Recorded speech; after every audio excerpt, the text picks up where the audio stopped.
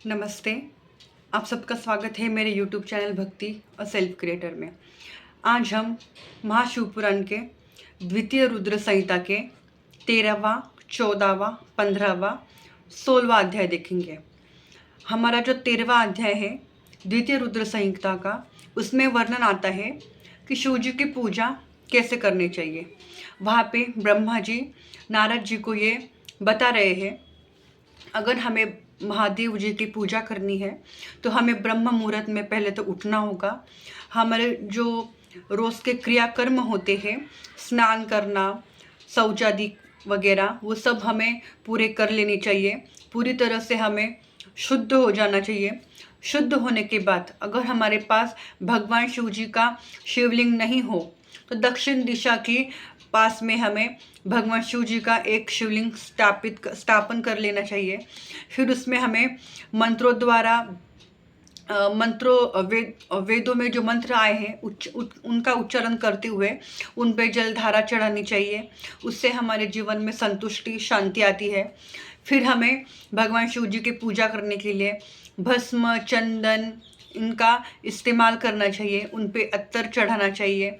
और शिव जी के साथ पार्वती जी रहती हैं, उनको हमें हल्दी कुमकुम के साथ पूजना चाहिए, ऐसा ब्रह्मा जी नारद जी को कहते हैं।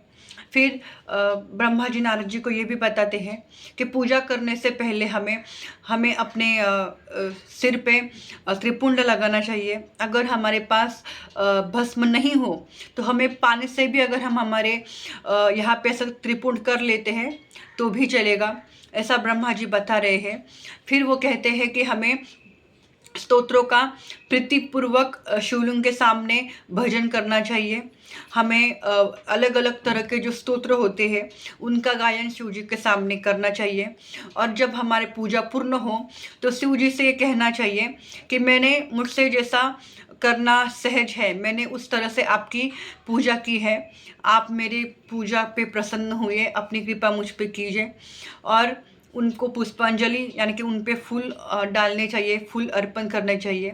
फिर उन्हें पूजा होने के बाद अपने स्वयं स्थान जाने के लिए विनती करना चाहिए, क्योंकि जो शिवलिंग हमेशा हमेशा के लिए मंदिर में स्थापन नहीं होता है, अगर वो शिवलिंग अगर हम विसर्जित नहीं करते हैं तो किसी के द्वारा उसका अपमान भी हो सकता है, यानी कि किसी का उस पर पैर पड़ सकता है या कुछ भी ऐसी घटना हो सकती है जो हमें पाप का भागी बना सकता है।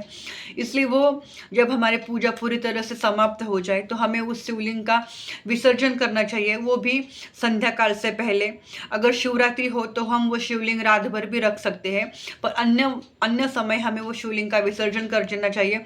और भगवान जी शिव जी से कहना चाहिए कि आपकी पूजा संपूर्ण हो गई है, आप अब अपने स्वयं स्थान पर जाने की कृपा करें। उसके बाद ही हमें वो शिवलिंग विसर्जित करना चाहिए।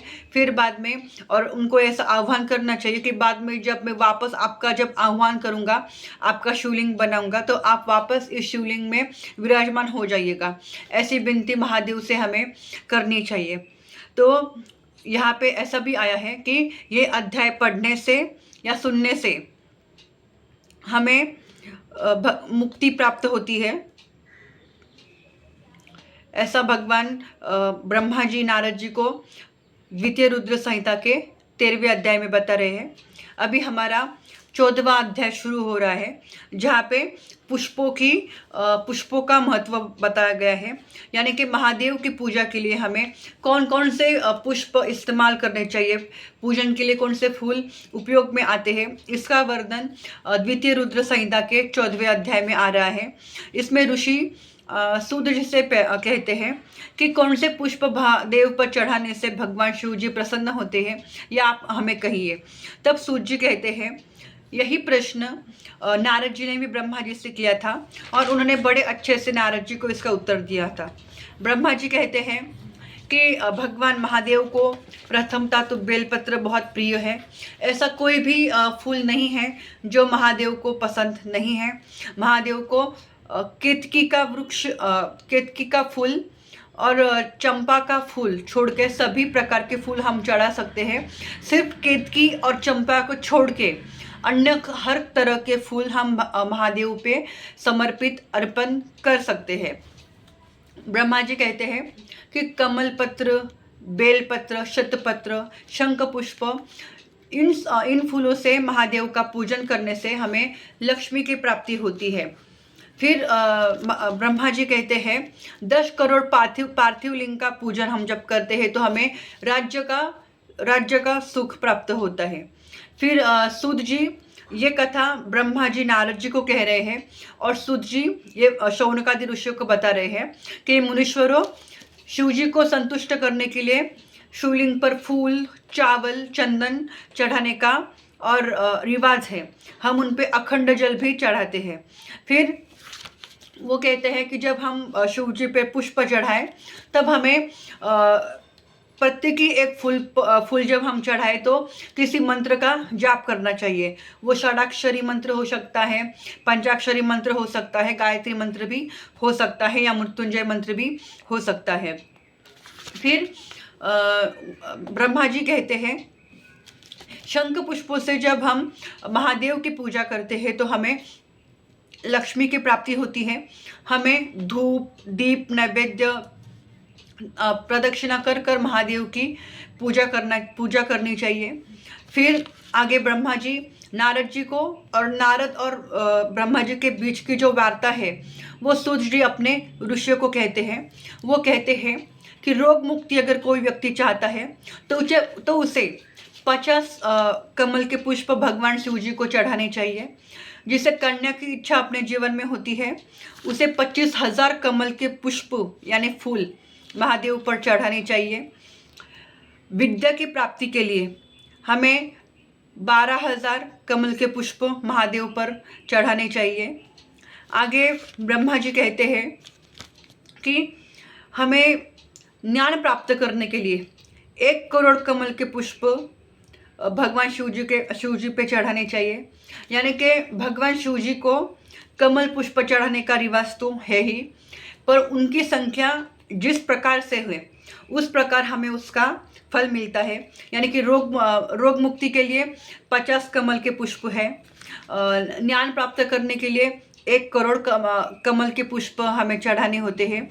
हमें अगर राजा को, किसी देश का अगर राजा हो उसे वशीभूत करना हो तो 10 लाख फूलों को भगवान शिव जी को अर्पण करना होता है। फिर आगे ब्रह्मा जी कहते हैं कार्य सिद्धि के लिए हमें शिवलिंग के सामने मृत्युंजय मंत्र का जाप करने चाहिए। उनकी संख्या 5 लाख होनी चाहिए। जब हम 5 लाख मृत्युंजय मंत्र जाप कर लेते हैं तो भगवान शिव जी प्रसन्न हो जाते हैं और वो कहते हैं जो व्यक्ति मुक्ति चाहता है उन्हें कुशा से भगवान शिव जी की पूजा करनी चाहिए। जो आयु का इच्छुक होता है यानी कि अपने जीवन आयु के लिए जो इच्छा व्यक्त करता है उसे 1 लाख दुर्वा महादेव जी को चढ़ानी चाहिए। जिसे पुत्र की इच्छा होती है, पुत्र की कामना होती है, उन्हें महादेव जी पर लाल कलर के पुष्प चढ़ाने चाहिए जिसकी डंडी लाल हो। यानी कि 1 लाख फूल हमें भगवान शिव जी पे चढ़ाने हैं जिसकी डंडी लाल कलर की होनी चाहिए। ये पुत्र प्राप्ति का उपाय यहाँ पे महाशिव पुराण में बताया गया है। और भगवान शिव जी की पूजा करें। तुलसी चढ़ाने से भुक्ति मुक्ति की प्राप्ति होती है। अगर हमें अपने जीवन में कोई प्रताप करना हो, कोई अलग चीज करके पूरे समाज में दिखानी हो तो आग के जो पुष्प होते हैं वो चढ़ाने का रिवाज है।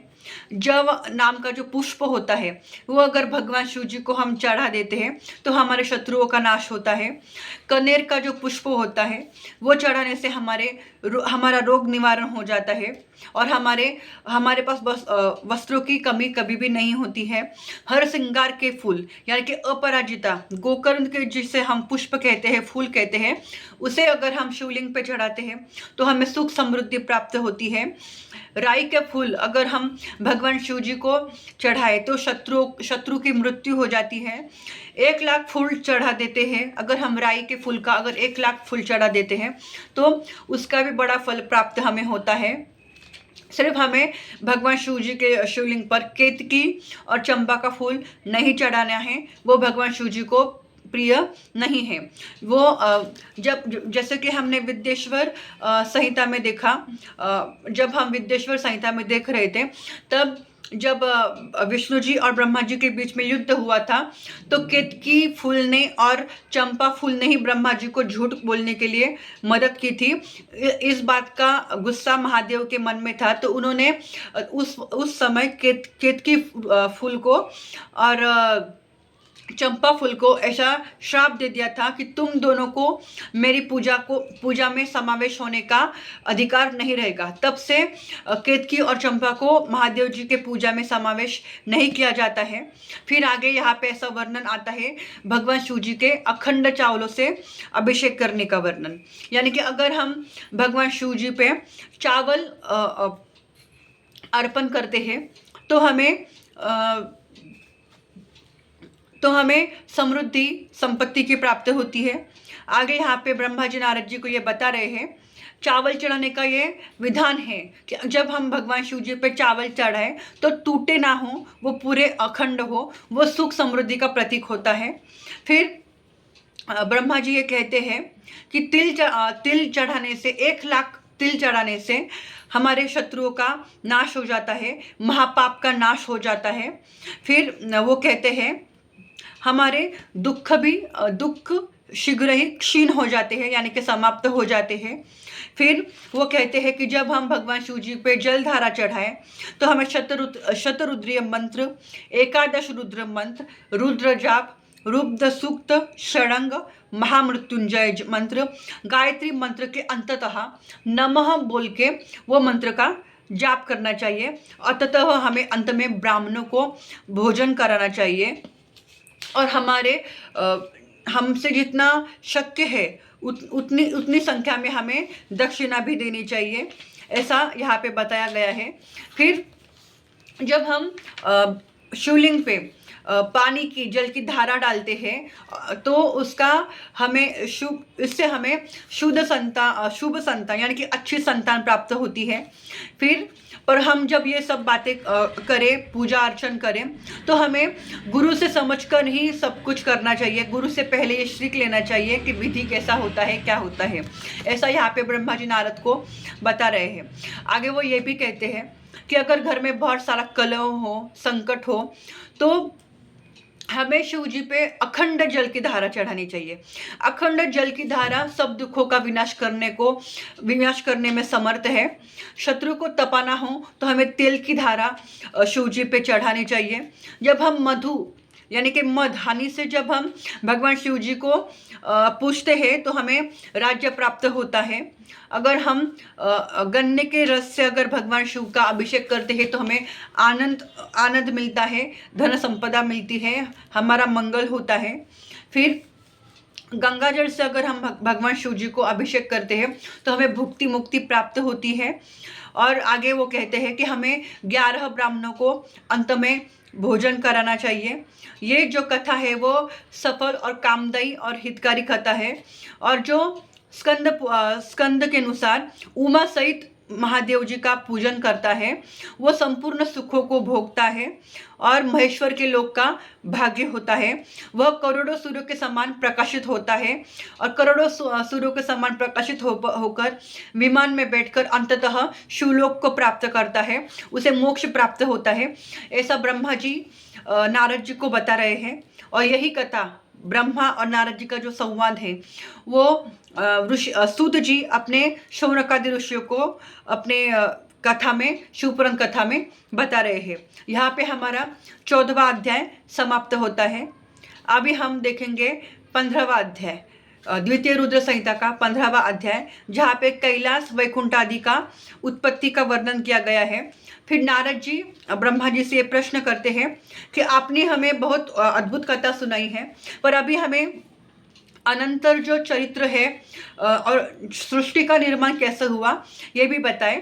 तो सुध जी कहते हैं, जब नारद जी ने ब्रह्मा जी से ये प्रश्न किया तो ब्रह्मा जी ने कहा कि जब सनातन शिव जी अंतर्धान हो गए तो विष्णु जी और मैं यानी कि ब्रह्मा सुख को प्राप्त हुए। फिर मैंने हंस का रूप धारण किया और विष्णु जी ने वाराह का रूप धारण किया। फिर नारद जी ब्रह्मा जी से ये प्रश्न पूछते हैं कि आपने इसका क्या कारण था कि आपने हंस का रूप धारण किया और विष्णु जी ने वराह का धारण किया। जब ब्रह्मा जी जो उत्तर नारद जी को देते हैं वो उत्तर सुत जी ऋषियों को कहते हैं कि ब्रह्मा जी ने शिव जी का स्मरण किया और स्मरण करने के बाद उन्होंने हंस का रूप धारण किया, क्योंकि जो हंस रहता है वो ज्ञान प्राप्त करने में उसकी बुद्धि तेज होती है, वो ज्ञान और अज्ञान के बीच में फर्क करने में समर्थ है। इसलिए मैंने हंस का रूप धारण किया और जो वराह है उसको उसकी नीचे जाने की गति जो रहती है वो निश्चल होती है, इसलिए विष्णु जी ने वराह का रूप धारण किया। ऐसा करके ब्रह्मा जी कहते हैं कि अब तुम्हें पता चला कि मुझ ब्रह्मा ने हंस का और विष्णु जी ने वराह का रूप क्यों धारण किया। अब मैं तुम्हें आगे सृष्टि की रचना कैसे हुई यह बताता हूँ। फिर ब्रह्मा जी कहते हैं मैंने शिव जी को नमस्कार किया और मैं अपनी सृष्टि बनाने के लिए लग गया। फिर मैंने भगवान शिव जी का स्मरण करते हुए एक बड़ा सा पहले तो जल निर्माण किया। उस जल में मैंने एक अंड निर्माण किया। उस अंड में कोई भी प्राणी नहीं थे। फिर मैंने भगवान विष्णु जी का स्मरण किया और उनसे प्रार्थना की कि मैंने ये जल तो निर्माण कर दिया है पर इसमें चेतना ही नहीं है, प्राण ही नहीं है। तो तब विष्णु जी ने उस अंड में प्रवेश किया और अंड में प्रवेश करने के बाद उस अंड से सहस्त्र शीर यानी कि सिर उत्पन्न हुए, सहस्त्रों नेत्र, सहस्त्र चरण, यानी कि जब विष्णु जी ने उस अंडे में प्रवेश किया तो प्राणी मात्र के जो अवयव होते हैं उनका निर्माण होना वहां से चालू हो गया। वहां पे नेत्र बनना शुरू हो गए, शिर बनना शुरू हो गए और फिर चरण बनना चालू हो गए। फिर इस तरह से विष्णु जी ने अलग अलग तरह के अवयव वहाँ पे निर्माण किए। इसके वजह से शिव जी ने उन्हें अब कैलाश से भी ऊपर स्थान दे दिया। फिर जिसका कभी भी कैलाश वो स्थान है जिसका कभी भी नाश नहीं होता है। फिर आगे ब्रह्मा जी कहते हैं कि फिर आगे मैंने जो सृष्टि तैयार की वो तमोगुण सृष्टि थी, यानी कि वो नकारात्मकता से भरी हुई थी। उसके बाद में मैंने तिरछे चलने वाले जीव भी प्रकट किए पर मुझे संतोष नहीं हुआ। फिर मैंने उसके बाद में सात्विक यानी सकारात्मक तरह से जीने वाले प्राणियों की उत्पत्ति की। फिर मैंने रजोगुण वाले मनुष्यों की सृष्टि बनाई। फिर मैंने सात्विक विचारों वाले सात्विक देवताओं की सृष्टि बनाई। फिर उसके बाद में सनकादिक जो ऋषि है उनका भी निर्माण मैंने किया। पर मैंने जब सनकादि ऋषि जो 4 सनकादि ऋषि है, मैंने जब उनसे अपने इस सृष्टि बढ़ाने के कार्य में उनसे मदद मांगी तो उन्होंने वैराग्य दिखाया। उन्होंने कहा कि हम वैरागी हैं, हम ये कार्य नहीं करेंगे।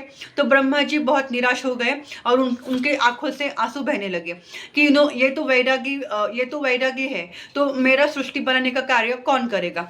तो विष्णु जी ब्रह्मा जी के सामने आते हैं और उनसे कहते हैं कि आप निराश ना हो, आप भगवान शिव जी का स्मरण करें, आपको इसके लिए भगवान शिव जी ही मदद करेंगे। तब जब ब्रह्मा जी विष्णु जी की पूजा करते हैं, तपस्या करते हैं, तब शिव जी उनके सामने आ जाते हैं प्रसन्न होकर। तो ब्रह्मा जी कहते हैं कि मैंने रजोगुणी, तमोगुणी और सात्विक देवताओं की सृष्टि तो बना दी है पर फिर भी मैं इसे संतुष्ट नहीं हूँ, आप कृपया मेरी मदद करिए।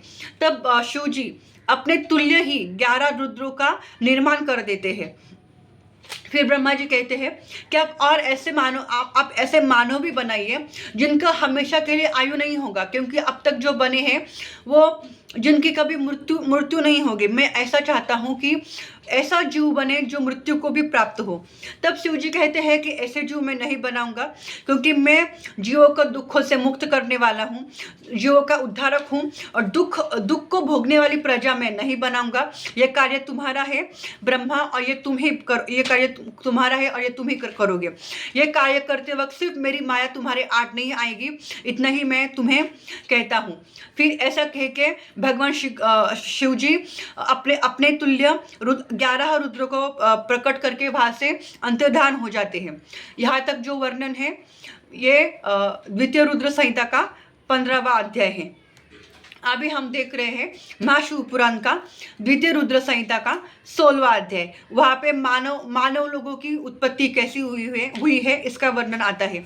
फिर ब्रह्मा जी कहते हैं जब भगवान शिव जी अंतर्धान हो गए उसके बाद में मैंने आकाश, वायु, जल, पृथ्वी, पर्वत, वृक्ष, काल इसका निर्माण किया। इसके निर्माण के बाद मैंने बहुत सारे पदार्थों की रचना की, फिर भी मुझे संतुष्टि नहीं हुई।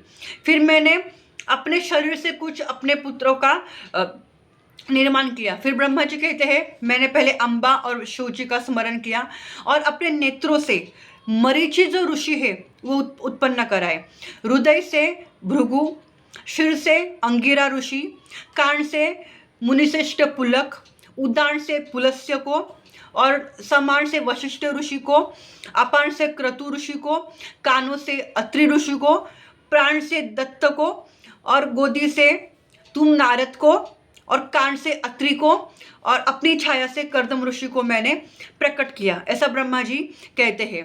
फिर मैंने अपने ही 2 रूप किए, ऐसा ब्रह्मा जी कहते हैं। फिर मैंने अपने ही 2 रूप किए जिसमें से एक रूप पुरुष का था और एक रूप स्त्री का था।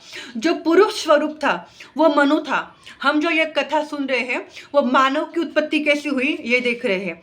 यानी कि ब्रह्मा जी ने सृष्टि तो निर्माण कर दी है पर मानव की उत्पत्ति अब तक उन्होंने नहीं की है। तो मानव की उत्पत्ति के लिए ब्रह्मा जी खुद अपने शरीर से 2 शरीर प्रकट करते हैं, जो कि एक पुरुष का शरीर होता है जिसको नाम वो देते हैं मनु, और एक स्त्री स्वरूप प्रकट होता है जिसका नाम शतरूपा होता है। ये जो पहले मानव है इस सृष्टि के, उन दोनों के मैथुन से ही आगे मानव सृष्टि तैयार होती है, ऐसा ब्रह्मा जी कहते हैं। जब ब्रह्मा जी अपने आप को 2 अंगों में विभाग लेते हैं, एक मनु और शतरूपा के रूप में, और जब मनु और शतरूपा का ब्याह कराया जाता है तो उन दोनों से 5 पुत्र, 3 कन्याएं और 2 पुत्रों का जन्म होता है। उसमें 2 पुत्र है उत्तानपाद और प्रियव्रत, और उनके 3 जो कन्याएं हैं वो आकृति, देवहूति और प्रसूति। फिर आगे चलते हुए आकृति का विवाह रुचि ऋषि से, देवहूति का विवाह कर्दम ऋषि से और प्रसूति का विवाह प्रजापति दक्ष से कराया जाता है। फिर जो आकृति है वो अपने रुचि द्वारा 12 पुत्र को उत्पन्न करती है, मतलब यानी कि अपने पति रुचि द्वारा 12 पुत्रों को उत्पन्न करती है। देवहूति का विवाह जो है वो कर्दम ऋषि से होता है, जिनके पुत्र कपिल देव उत्पन्न होते हैं, जो कि विष्णु जी का अवतार कहे जाते हैं। ऐसा कहते हैं कि कर्दम ऋषि ने जब बहुत सारी तपस्या की थी तो उन्होंने विष्णु से यह वरदान मांगा था कि आप विष्णु जी साक्षात स्वयं ही मेरे पुत्र बनकर प्रकट होइए। उन्होंने ऐसा वरदान मांगा था कि मुझे ऐसी पत्नी मिले जो मुझसे भी ज़्यादा आपकी भक्ति करती हो। तो तब विष्णु जी कहते हैं कि देवहूति जो है वो आपसे भी ज़्यादा मेरी भक्ति करती है, इससे देवहूति आपकी पत्नी बनेगी। और दूसरा वरदान मैं अपनी तरफ से आपको देता हूँ कि मैं खुद देवहूति और कर्दम आपका पुत्र बनकर प्रकट होऊंगा। तो ये देवहूति और जो कर्दम ऋषि है उनका पुत्र कपिल देव आते हैं, और फिर बाद में जो दक्ष होता है उनको 24 कन्याएं होती है। उनमें से 13 कन्या जो होती है वो धर्म को दे देते हैं, यानी कि यमदेव को वो समर्पित कर देते हैं। उसमें जिनके नाम है श्रद्धा, लक्ष्मी, धृति, तुष्टि, मेधा, क्रिया, बुद्धि, लज्जा, वसु, शांति, सिद्धि और कीर्ति। इनमें से जो छोटी 11 कन्या हैं जिनके नाम है ख्याति, सत्युत, संभूति, स्मृति, प्रीति, क्षमा, सन्नति, अनुरूपा, ऊर्जा, स्वाहा और स्वधा, जिनके ब्याह क्रमशः भृगु, भव, मरीचि ऋषि, अंगिरा ऋषि, पुलस्त्य ऋषि, पुलह, क्रतु, अत्रि, वशिष्ठ और उनको पितरों को दे दिया गया। फिर इनके जब ब्याह हुए तो वही पूरी जो सृष्टि है इन्हीं के पुत्रों से भर गई, ऐसा ब्रह्मा जी नारद जी को कहते हैं। फिर वो कहते कि इनसे असंख्य जातियों की उत्पत्ति भी हुई, जिनमें ब्राह्मण जाति को श्रेष्ठ बताया गया। और दक्ष के बाद में प्रजापति दक्ष को बाद में बहुत सारी कन्या संतानें भी हुई, जिनकी संतानों ने पाताल लोक भी व्याप्त कर दिया, सत्य लोक भी व्याप्त कर दिया, भर दिया, ऐसा ब्रह्मा जी नारद जी को कहते हैं। इस प्रकार ब्रह्मा जी ने शिव जी की आज्ञा पे इस सृष्टि का निर्माण किया। और जैसे कि पहले हमने अध्याय में देखा कि शुरुआत में जब शिव जी प्रकट हुए थे, उन्होंने अपने शरीर से एक शक्ति प्रकट की थी। वही शक्ति जब दक्ष की पुत्री बनती है सती, तब उसी सती से भगवान शिव जी विवाह करते हैं। लोक के कल्याण के लिए भगवान शिव जी बहुत सारी लीलाएं करते हैं। उसका जो वाम अंग है वो विष्णु जी है, और दक्षिण अंग जो है वो मैं हूँ, ऐसा ब्रह्मा जी कहते हैं। और फिर ब्रह्मा जी कहते हैं कि ये जो सृष्टि है यहाँ पे तम, रज और सत ये गुण प्रधान है। सद्गुण यानी कि सत्वगुण, यानी कि जिसमें सकारात्मकता भरी हुए, जो हर किसी के बारे में अच्छा सोचता है, वो किसी का बुरा नहीं चाह सकता, किसी के बारे में बुरा सोच नहीं सकता, उसे सत्वगुणी कहते हैं। रजोगुणी यानी कि उसमें बुराई भी नहीं है और पूरी तरह से अच्छाई भी नहीं है, पर वो भोग विलास में डूबा हुआ है, उसे अपने जीवन का मार्ग पता नहीं चलता है। वो अपने जीवन में सिर्फ जन्म तो ले लेता है, पर भोग सुख समृद्धि में ही खो जाता है, उसे अपने जीवन का असली मतलब पता नहीं चलता है। और जो तम गुण होते हैं उनमें नकारात्मकता का भाव जो होता है वो ज़्यादा प्रमाण में होता है, वो आसुरी स्वभाव के होते हैं, राक्षसी स्वभाव के होते हैं, ऐसा ब्रह्मा जी कहते हैं। फिर ब्रह्मा जी आगे कहते हैं कि वही से जो सतगुण वाली सती थी, उसे हम उमा भी कहते हैं, शिवा भी कहते हैं, वो भगवान शिव जी की अर्धांगिनी बनी। फिर जो रजोगुण से जो असुरा देवी प्रकट हुई, और फिर बाद में तमोगुण से जो है वो लक्ष्मी देवी प्रकट हुई। फिर जो पार्वती जो सती है, जो अग्नि में जब अपना दहन करने के बाद उन्होंने जब वापस पर्वतराज हिमालय की पुत्री बनकर जन्म लिया, तो वही सती पार्वती बनकर पुनः लौटी। उन्होंने पुनः तपस्या करके शिव जी को प्राप्त कर लिया। और फिर उन्होंने उसके बाद में कालिका, चंडिका, भद्रा, चामुंडा, विजया, जया, जयंती, भद्रकाली, दुर्गा, भगवती, कामाख्या, कामदा, अम्बा, मृडानी, ऐसे रूप धारण किए। इन रूपों के ये सब नाम हैं। फिर ये सृष्टि पूरी तरह से तमोगुण, रजोगुण और सत्वगुण से भर गई। फिर वहाँ से मानवों की उत्पत्ति होना शुरू हो गया। ऐसा ब्रह्मा जी नारद जी को, और ब्रह्मा नारद का जो ये संवाद है वो सूत जी शौनकादि ऋषियों को बताते हैं। फिर ब्रह्मा जी अंततः ये कहते हैं कि शिव जी की आज्ञा से ही मैं पूरे ब्रह्मांड का रचयिता हूँ, और मैंने तुम्हें ये समझे इसलिए मैंने सृष्टि का कैसा निर्माण किया ये तुम्हें बताया है नारद, ऐसा ब्रह्मा जी कहते हैं। यहाँ तक हमने जो पढ़ा ये हमारा द्वितीय रुद्र संहिता का महाशिवपुराण का 16वां अध्याय समाप्त होता है। आगे के वीडियोस, आगे के अध्याय हम अगले एपिसोड में देखेंगे।